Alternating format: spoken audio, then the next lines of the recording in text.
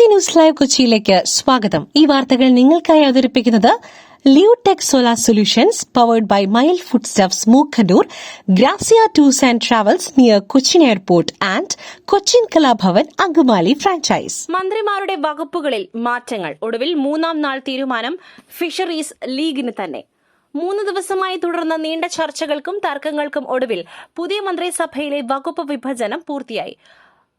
Pro tem സ്പീക്കറുടെ സത്യപ്രതിജ്ഞ ചടങ്ങിന് മുന്നോടിയായി മുഖ്യമന്ത്രി വി.ഡി. സതീശൻ മന്ത്രിമാരുടെ വകുപ്പുകളടങ്ങിയ അന്തിമ പട്ടിക ഗവർണർ രാജേന്ദ്ര ആർലേക്കർക്ക് കൈമാറി. മെലനിക്കിരിക്കട്ടെ മെലഡി. ഇറ്റാലിയൻ പ്രധാനമന്ത്രിക്ക് മിഠായി സമ്മാനിച്ച് പ്രധാനമന്ത്രി നരേന്ദ്രമോദി.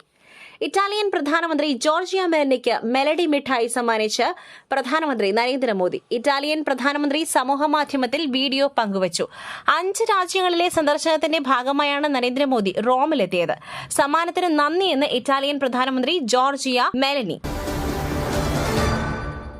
പാർട്ടിക്കകത്ത് വിമർശനമുണ്ടാകണം. എല്ലാം പരിശോധിച്ച് പാർട്ടി മുന്നോട്ടു പോകും എം വി ഗോവിന്ദൻ. പാർട്ടി യോഗങ്ങളിലെ വിമർശനങ്ങൾ തള്ളാതെ CPIM സംസ്ഥാന സെക്രട്ടറി എം വി ഗോവിന്ദൻ. പാർട്ടിക്കകത്താണ് വിമർശിക്കുന്നത്. പാർട്ടിക്കകത്ത് വിമർശനം ഉണ്ടാകണം. വിമർശനവും സ്വയം വിമർശനവും എല്ലാം പരിശോധിച്ച് കേരളത്തിലെ പാർട്ടി മുന്നോട്ടു പോകുമെന്നും എം വി ഗോവിന്ദൻ പറഞ്ഞു. അതിനുള്ള ഊർജ്ജം ഇതിലൂടെ ലഭിക്കുമെന്നും എം വി ഗോവിന്ദൻ വ്യക്തമാക്കി. വിവിധ ജില്ലാ കമ്മിറ്റികളിൽ നേതൃത്വത്തിനെതിരെ വിമർശനം ഉയർന്നിരുന്നു. എം വി ഗോവിന്ദനും പിണറായി വിജയനുമെതിരെ കമ്മിറ്റികളിൽ രൂക്ഷ വിമർശനമാണ് ഉയർന്നത്. ഇതിന് പിന്നാലെയാണ് വിമർശനങ്ങളോട് എം വി ഗോവിന്ദൻ പ്രതികരിച്ചത്. മുഹസിൻ നഖ്വി ഇറാനിലേക്ക്. ഇറാൻ അമേരിക്ക സംഘർഷം അവസാനിപ്പിക്കണം. അവസാനവട്ട ശ്രമവുമായി പാകിസ്ഥാൻ. ഇറാൻ അമേരിക്ക മധ്യസ്ഥ ചർച്ചകൾക്ക് വീണ്ടും ശ്രമിച്ച് പാകിസ്ഥാൻ. ഇറാൻ അമേരിക്ക സംഘർഷം അവസാനിപ്പിക്കുവാൻ അവസാനവട്ട ശ്രമവുമായി പാകിസ്ഥാൻ. പാക് ആഭ്യന്തരമന്ത്രി മുഹസിൻ നഖ്വി ഇറാനിലേക്ക് തിരിക്കും.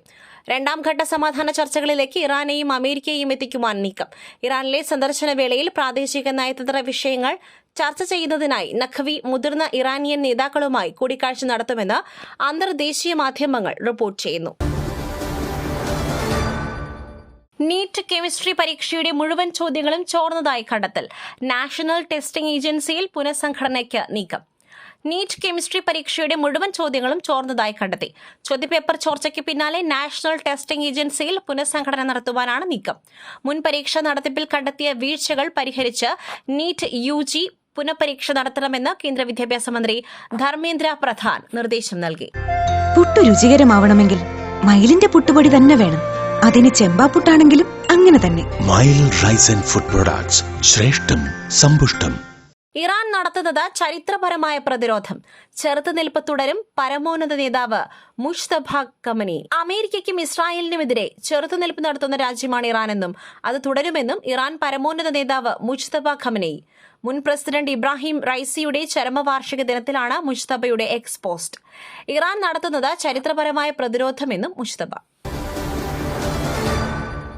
പോലീസിനെ ബോംബെറിഞ്ഞ കേസ്. ഡിവൈഎഫ്ഐ നേതാവ് വി കെ നിഷാദിന് വീണ്ടും പരോൾ. ഡിവൈഎഫ്ഐ നേതാവ് വി കെ നിഷാദിന് വീണ്ടും പരോൾ. 5 ദിവസത്തേക്ക് അടിയന്തര പരോൾ അനുവദിച്ച് കേരള ഹൈക്കോടതി. ഭാര്യാമാതാവിന്റെ അനാരോഗ്യം ചൂണ്ടിക്കാട്ടിയായിരുന്നു അപേക്ഷ. പോലീസിനെ ബോംബെറിഞ്ഞ കേസിൽ ശിക്ഷിക്കപ്പെട്ട പ്രതിയാണ് നിഷാദ്. പോലീസ് ഉദ്യോഗസ്ഥരെ ബോംബെറിഞ്ഞ് കൊലപ്പെടുത്തുവാൻ ശ്രമിച്ച കേസിൽ 20 വർഷം തടവ് ശിക്ഷ അനുഭവിച്ചു വരികയാണ് നിഷാദ്. മറ്റൊരു വാർത്തയുമായി കണ്ടുമുട്ടുന്നതുവരെ നന്ദി, നമസ്കാരം.